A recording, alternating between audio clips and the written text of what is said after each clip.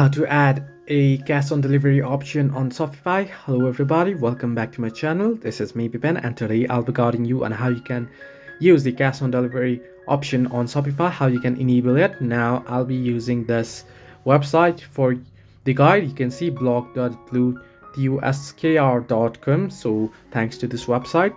However, I'll leave the link in the description as well if you want to check it out. You can see you can start by logging in on www.shopify.com. Then you want to navigate to the payment section. Once you head into the payment section there, you want to scroll down to the manual payment methods and click the drop down. Then select cash on delivery option as you can see here on the screen. Once you do so, you can want to add the additional details. This is where you'll be describing how the process works.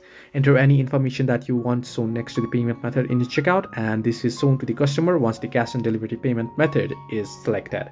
So this way you can add a cash on delivery on Shopify. Hope this helps you. Do like and subscribe, and do not forget to leave a comment down below if you have any further issues.